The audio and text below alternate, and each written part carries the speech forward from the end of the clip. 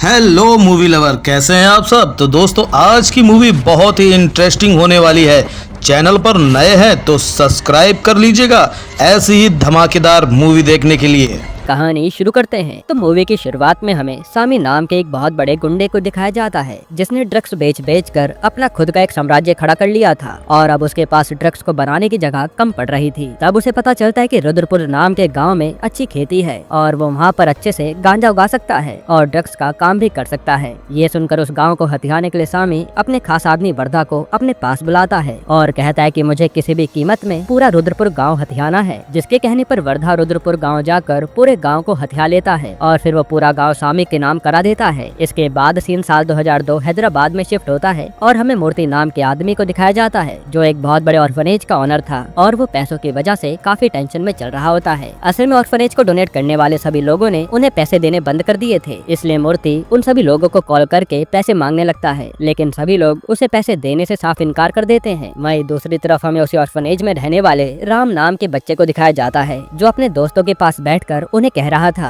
कि हम सब पढ़ लिख कर बहुत बड़े आदमी बनेंगे, जिसके लिए उसके सभी दोस्त मान जाते हैं और फिर वो पढ़ाई का खर्चा उठाने के लिए छोटी मोटी चोरी करना शुरू कर देते हैं। फिर देखते देखते राम उन सभी लोगों के घर से भी पैसे चोरी करने लगता है, जिन्होंने ऑर्फनेज को पैसे देने से साफ इनकार कर दिया था। अब ऐसे ही करते करते कई साल बीत जाते हैं और राम एक बहुत बड़ा चोर बन जाता है, जिसे सब लोग अब रॉबिनहुड नाम से जानने लगे थे। इधर राम एक बहुत बड़े मिनिस्टर के खास आदमी के घर से पैसे चोरी कर लेता है, जिसको पकड़ने के लिए वो मिनिस्टर विक्टर नाम के पुलिस ऑफिसर को हायर करता है और हमें विक्टर को दिखाया जाता है, जो अपने कांस्टेबल से किसी भी कीमत पर रॉबिनहुड को पकड़कर लाने की बात कर रहा था, क्योंकि रॉबिनहुड को पकड़कर वो अपनी काबिलियत प्रूफ करना चाहता था। इसके बाद विक्टर अपनी टीम के साथ मिलकर कई दिनों तक रॉबिनहुड की तलाश करता है, लेकिन उन्हें रॉबिनहुड के बारे में कुछ भी पता नहीं चलता। वहीं दूसरी तरफ राम एक जगह जाकर काफी सारा सोना चोरी कर लेता है और उसे बेचने के लिए एक मॉल के बेसमेंट में उसकी मीटिंग रखता है, लेकिन उसके प्लान के बारे में इधर विक्टर को भी पता चल जाता है और वो उसे पकड़ने के लिए अपनी पूरी टीम के साथ पूरे मॉल को हर तरफ से घेर लेता है। अब इस बारे में जैसे राम को पता चलता है तो वो बस अपना भेष बदल कर बेसमेंट में पहुंच जाता है, जहां राम विक्टर को चकमा देकर वो सारे गोल्ड की डील कर लेता है और पैसे लेकर वहां से भाग जाता है। फिर वो सारा पैसा राम ऑर्फनेज को दे देता है, यानी राम अभी भी उसी ऑर्फनेज के लिए काम कर रहा था। इधर जैसे इस बारे में विक्टर को पता चलता है कि रॉबिनहुड इस बार भी उसे चकमा देकर भाग निकला, तो वो अपनी टीम पर काफी ज्यादा भड़क जाता है। जिसके बाद हम देखते हैं कि राम इसी तरह से भेष बदल बदल कर बहुत चोरियां करता रहता है और सारा पैसा ऑर्फनेज में डोनेट करता रहता है। इसी तरह से उसकी जिंदगी बीत रही थी। फिर राम अपनी एक और चोरी करने के लिए तैयार होता है और किसी अपार्टमेंट में पहुंच जाता है। तब विक्टर को भी रॉबिनहुड की अगली चोरी के बारे में पता चलता है, तो वो उसे पकड़ने के लिए अपनी पूरी टीम के साथ अपार्टमेंट पर पहुंच जाता है और रॉबिनहुड को पकड़ने के लिए अपार्टमेंट के सभी दरवाजे लॉक कर देता है। वहीं यहाँ राम गार्ड के कपड़े और एक हेलमेट पहनकर चोरी करता है और फिर वहाँ से बिल्डिंग की छत पर चले जाता है, पर यहाँ तो राम बुरी तरह से फंस गया था, जिसे पकड़ने के लिए विक्टर भी छत पर पहुंच जाता है। फिर वो राम को देखकर हंसने लगता है कि आखिरकार मैंने रॉबिनहुड को पकड़ ही लिया। पर तभी विक्टर की टीम आकर उसे बताती है कि अरे सर, ये तो रॉबिनहुड नहीं, ये तो असल में राम है, जिसने कुछ दिन पहले रॉबिनहुड के खिलाफ चोरी करने की रिपोर्ट लिखवाई थी। इस पर राम ही विक्टर को कहता है कि सर, मैंने अभी अभी रॉबिनहुड को छत से नीचे जाते हुए देखा है। जो सुनकर विक्टर को गुस्सा तो बहुत आता है और वो राम को लास्ट वार्निंग देकर वहाँ से जाने के लिए कह देता है। हालांकि उसके चले जाने के बाद विक्टर को राम पर शक हो जाता है कि जरूर ये हमसे कुछ छुपा रहा है, इसलिए वो अपनी टीम से कहता है कि तुम राम का पीछा करते रहना, लेकिन राम उनसे बचकर वहाँ से ऑर्फनेज चला जाता है। फिर वहाँ पहुंचकर राम अपने सभी दोस्तों से कहता है कि मैं अब चोरी नहीं करूंगा और ईमानदारी से अपना काम किया करूंगा, क्योंकि अब मेरे पीछे पुलिस पड़ चुकी है और अगर ऐसा ही चलता रहा तो एक दिन पुलिस ऑर्फनेज भी आ सकती है, इसलिए अब से मुझे एक अच्छी जिंदगी जीनी है। इसके बाद सीन लंदन में शिफ्ट होता है और हमें नीरा नाम की लड़की और उसके पिता वासुदेव को दिखाया जाता है, जो काफी ज्यादा अमीर थे और वो कैंसर का एक ऐसा ट्रीटमेंट ढूंढ रहे थे जो गांजे से बनता है। साथ ही वासुदेव का सपना था कि वो अपनी कंपनी इंडिया में भी ओपन कर सके, लेकिन अभी तक वासुदेव का वो सपना पूरा नहीं हो पाया था। वहीं यहाँ पर नीरा अपने पापा से आकर उनसे इंडिया जाने की परमिशन मांगती है, जिसके लिए वासुदेव साफ इनकार कर देता है। तब ये सुनकर नीरा अपने पापा से नाराज हो जाती है और वासुदेव को ना चाहकर भी अपनी बेटी को इंडिया भेजने के लिए हाँ करना पड़ता है। और यहीं हमें पता चलता है कि नीरा असल में इंडिया इसलिए जाना चाहती है क्योंकि उसे सब उसके पिता के नाम से जानते हैं, पर वो अपनी खुद की पहचान बनाना चाहती है और यही कारण है कि वो इंडिया जाना चाहती है, क्योंकि इंडिया ही है जहाँ उसके पिता ने अभी तक कंपनी नहीं खोली है। वहीं दूसरी तरफ वासुदेव अपने दोस्त से मिलता है और उसे सारी बात बताता है कि नीरा इंडिया जाने की जिद कर रही है, जिस पर वासुदेव का दोस्त कहता है कि ठीक है, नीरा को 10 दिन के लिए इंडिया भेज दो ताकि उसका मन शांत हो पाए। फिर नीरा अपने पियोन ज्योति, जो कि एक लड़का है, उससे मिलकर इंडिया की सबसे बढ़िया सिक्योरिटी कंपनी के बारे में पता लगाने को कहती है, जिस पर ज्योति नीरा के कहने पर गूगल में इंडिया की सबसे बढ़िया कंपनी के बारे में सर्च करता है और उसमें सबसे ऊपर एक कंपनी का नाम आता है जिसमें सभी ओल्ड एज के आदमी थे। खैर फिर ज्योति नीरा के कहने पर उस सिक्योरिटी कंपनी में कॉल करता है और हमें पता चलता है कि उसी कंपनी में राम भी काम कर रहा था। यहाँ जब उस कंपनी का ओनर जॉन ज्योति का कॉल उठाता है तो वो अपना प्राइस बताने वाला होता है, जो कि बहुत ही कम अमाउंट थी, क्योंकि वो भी जानता था कि हम बूढ़ों को सिक्योरिटी में कौन ही रखेगा। पर वहीं खड़ा राम ज्योति के अंदाज से थोड़ा आइडिया लगा लेता है और जॉन के हाथ से मोबाइल छीनकर ज्योति से बहुत अच्छे से बात करता है और कहता है कि हमारी फीस $1,00,000 है। तब उसके कहने पर ज्योति हाथों हाथ $1,00,000 राम के अकाउंट में ट्रांसफर कर देता है और फिर कॉल पे बात करने लगता है कि उन्हें एक प्राइवेट जेट भी चाहिए। तब राम ज्योति को बताता है कि ये उन्होंने अभी तक एडवांस पेमेंट ही ली है और काम हो जाने के बाद वो फिर से $1,00,000 लेंगे, जिसके लिए ज्योति भी मान जाता है। हालांकि वहीं सामने खड़ा जॉन शॉक्ड रह जाता है कि राम ने कितनी आसानी से इस बात को कवर कर लिया। जिसके बाद हम देखते हैं कि राम ज्योति के भेजे पैसे से अपना पूरा हुलिया बदल देता है और बहुत अच्छे कपड़े पहनकर नीरा को एयरपोर्ट लेने जाता है, जहाँ नीरा राम को इग्नोर करके डायरेक्ट कार में बैठकर चली जाती है। तब उसकी हरकतों को देखकर राम समझ जाता है कि नीरा बहुत ही एटीट्यूड वाली लड़की है, पर वो तो अपनी जॉब पर ध्यान दे रहा था। खैर अब उसके अगले दिन राम नीरा को इंडिया में हर जगह घुमाता है और यहीं हमें नीरा के इंडिया में आने का कारण पता चलता है। असल में नीरा को उसकी आंटी ने कॉल करके बताया था कि उसके दादाजी की तबीयत काफी ज्यादा खराब है। हालांकि ऐसा कुछ भी होता नहीं, बल्कि वो लोग रुद्रपुर गाँव में काफी समय से रह रहे होते हैं, जो सामी ने अपने अंडर कर लिया था और उसी ने नीरा की आंटी से झूठा कॉल करवाया था ताकि नीरा इंडिया आ सके। खैर फिर अगले दिन नीरा रुद्रपुर गांव जाने से पहले हैदराबाद के एक मॉल में घूमने जाती है, जहां जॉन अपनी सिक्योरिटी का नाम रोशन करने के लिए नकली गुंडे बुलवाता है ताकि वो नीरा को बचाकर हीरो बन जाए। पर उनके आने से पहले मॉल में सामी के गुंडे और नीरा के दादाजी के भेजे आदमी वहाँ आ जाते हैं, जिन्हें पकड़कर राम उनसे सारी बात जान लेता है। फिर वहाँ से बचकर सामी के गुंडे भाग जाते हैं, लेकिन जाते जाते वो गलती से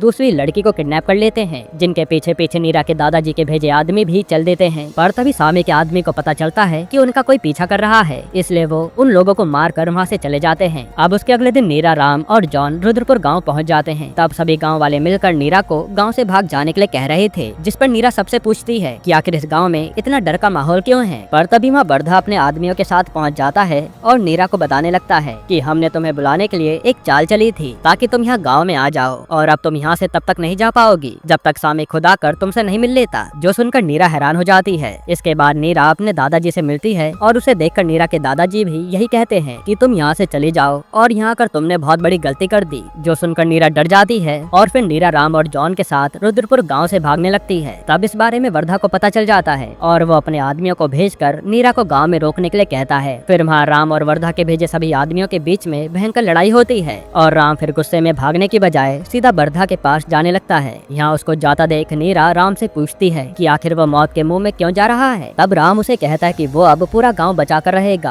क्योंकि गांव वाले काफी ज्यादा टॉर्चर झेल रहे हैं और वो उन्हें ऐसे नहीं देख सकता। ये बातें सुनकर कहीं न कहीं नीरा को राम पसंद आ जाता है। इसके बाद राम वर्धा के पास आकर उसे और उसके सभी आदमियों को खूब मारता है और नीरा ये सब देख रही होती है। खैर अब उसके अगले दिन वर्धा राम को अकेले में मिलने के लिए बुलाता है और कहता है कि तुम नीरा को इस गाँव में एक हफ्ते तक रोक लो और उसके बदले में मैं तुम्हें पूरे 5 करोड़ रुपए दूंगा। जो सुनकर राम तो खुश हो जाता है और इस ऑफर के बारे में नीरा और जॉन को भी कुछ नहीं पता था। फिर राम जैसे घर पहुंचता है तो जॉन उसे गांव से वापस हैदराबाद चलने के लिए कहता है। तब राम कहता है कि वो अब यहाँ एक हफ्ता रुकेंगे और अब वो 1,50,00,000 रुपए नहीं बल्कि पूरे 6,50,00,000 रुपए लेकर जाएंगे, जिसमें नीरा की फीस भी थी और उसे यहाँ पर रखने के लिए वो 5 करोड़ रुपए भी जो वर्धा देने वाला था। वहीं दूसरी तरफ हमें सामी को दिखाया जाता है, जो एक भाई डेविड से ड्रग डील करने फॉरेन में पहुंचा हुआ था और यहाँ सारी डील हो जाने के बाद सामी रुद्रपुर गाँव में आ जाता है। तब वर्धा सामी के पास आकर उसे बताता है कि मास्टर की पोती गांव में आ चुकी है। ये सुनकर सामी वर्धा से कहता है कि जाओ अब मिनिस्टर को भी बता दो, क्योंकि वो भी हमारे साथ है। वहीं दूसरी तरफ नीरा राम के साथ कलेक्टर ऑफिस में जाती है और सामी के खिलाफ गैर कानूनी काम करने की कंप्लेन करती है, जिस पर वो कलेक्टर भी नीरा का साथ देने के लिए मान जाता है और वो नीरा और राम को अपने साथ कार में बैठाकर सामी के पास ले जाने लगता है। फिर वहाँ पहुंचकर वो कलेक्टर सामी को देखकर अपना मुंह नीचे कर लेता है और ये देखकर नीरा समझ जाती है कि ये कलेक्टर भी बिक चुका है। फिर यहाँ नीरा आगे बढ़कर सामी के सामने एक ब्लैंक चेक फेंकती है और पूरा गांव खरीदने की बात करती है, जो सुनकर सामी को बहुत गुस्सा आता है। तब राम नीरा को कार के अंदर बैठाता है और सामी के पास आकर कहता है कि मुझे पता है कि तूने कलेक्टर की कुर्सी के ऊपर अपना कैमरा लगा रखा है और जब हम तेरे खिलाफ गांजे की रिपोर्ट करने गए थे तब तूने वो सब सुन लिया था ना। वैसे तूने और कहाँ कैमरा लगा रखा है। यही सब बातें राम उसे कह रहा होता है। साथ ही राम सामी को बताता है कि मैंने पहले तेरे आदमी वर्धा को खूब मारा है, शायद उसने अभी तक तुझे बताया नहीं। जो सुनकर सामी को बहुत गुस्सा आता है और वो राम को मारने वाला होता है। तब वो कलेक्टर उसे रोकता है कि हमें अभी कुछ भी नहीं करना चाहिए, क्योंकि पहले हमें गांजे को उगाने का सर्टिफिकेट चाहिए और उसी के लिए हमें नीरा के साइन लगेंगे, जिसके बाद हम ऑल ओवर इंडिया गांजा सप्लाई कर सकते हैं। यानी यही कारण है जो सामी ने नीरा को धोखे से यहाँ बुलाया था। तब यहाँ सामी भी इन्हें कुछ नहीं कहता। फिर अगले दिन सामी के पास डेविड का मैसेज आता है जो उसे बताता है कि डील डन हो गई है। ये सुनकर सामी खुश हो जाता है और अपने आदमियों से कहकर गांजे का पैकेट बनवाना शुरू कर देता है। फिर जैसे सारे पैकेट बन जाते हैं तो सामी डेविड को कॉल करने लगता है, लेकिन उसके तो नेटवर्क ही नहीं आते और यहीं हमें पता चलता है कि वो मैसेज भेजने वाला और कोई नहीं राम होता है, जिसने सामी का फोन हैक कर लिया था। अब सामी जैसे जैसे लोगों को पैसे भेजता जाता है तो उन सभी लोगों के फोन हैक हो जाते हैं। जो पैसे राम सीधा ऑर्फनेज को डोनेट कर देता है, क्योंकि राम का दोस्त टेक्नोलॉजी के बारे में जानता था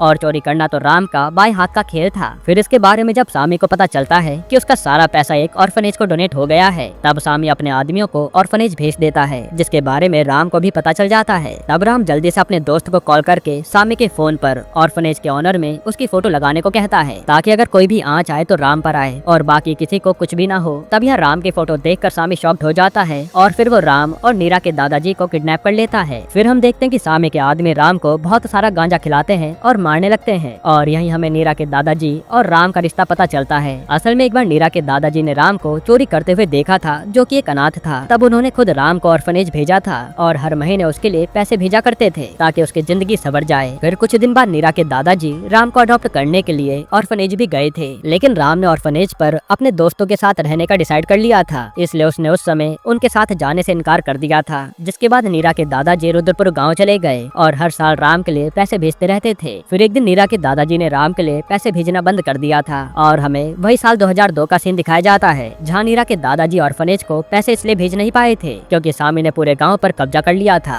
खैर सीन प्रेजेंट में शिफ्ट होता है, जहाँ हमें एक और शॉकिंग बात पता चलती है कि राम तो पहले से ही जान गया था कि नीरा इंडिया आने वाली है, इसलिए उसने अपने दोस्तों के साथ ये एक सिक्योरिटी कंपनी खोली थी और किसी तरह ट्रिक लगाकर वो नीरा के सिक्योरिटी में पहुंच गया था ताकि नीरा पर कोई आंच न आए, क्योंकि वो दादाजी की फैमिली को किसी भी हाल में बचाना चाहता था। खैर अब प्रेजेंट में राम सामी के सभी गुंडों को बुरी तरह से मारता है और तभी राम का नशा हटता है तो सामी उसे एक वीडियो भेजता है जिसमें गांव के लोग ही मिलकर गांजा बना रहे होते हैं। ये देखकर राम डर जाता है कि अगर ये वीडियो बाहर आई तो पूरा गांव अरेस्ट हो जाएगा, इसलिए राम सामी से कहता है कि तुम्हें जो डील करनी है कर लो, हम तैयार हैं, पर गांव वालों को कुछ भी नहीं होना चाहिए। इस पर सामी नीरा से पेपर्स पर साइन करने के लिए कहता है ताकि उसे गांजा बेचने की परमिशन मिल जाए। असल में नीरा के पापा की कंपनी के नाम पर सामी ये सब करने वाला था। साथ ही वो राम से उसका सारा गांजा एक्सपोर्ट करने के लिए कहता है, जिसके कहने पर राम को ना चाहकर भी वो सारा गांजा एक्सपोर्ट करना पड़ता है। फिर अगले दिन राम सामी से मिलने उसके घर जाता है, जहाँ सामी अपने आदमियों को ढूंढने लगता है। तब राम बताता कि वो सब तो अभी गांजे के नशे में सो रहे हैं और मैंने तुझे कहा था ना कि तू किसी का भी कुछ नहीं बिगाड़ पाएगा, अब तो देख ऐसा ही होगा। जिसके बाद यहाँ राम और सामी के बीच लड़ाई हो जाती है, पर तभी वहाँ विक्टर पहुंचकर सामी पर फायरिंग कर देता है और सामी को कहता है कि मुझे पता चल गया है कि तू ही रॉबिन हुड है। जिस पर सामी विक्टर को कहता है कि नहीं सर, मैं रॉबिन हुड नहीं हूँ, पर उसकी एक भी बात विक्टर नहीं सुनता और वो उसे अरेस्ट कर लेता है, क्योंकि विक्टर को पता चल गया था कि सामी ने ही ऑर्फनेज को इतना सारा पैसा भेजा है जो कि राम ने अपने दोस्त के जरिए भिजवाया था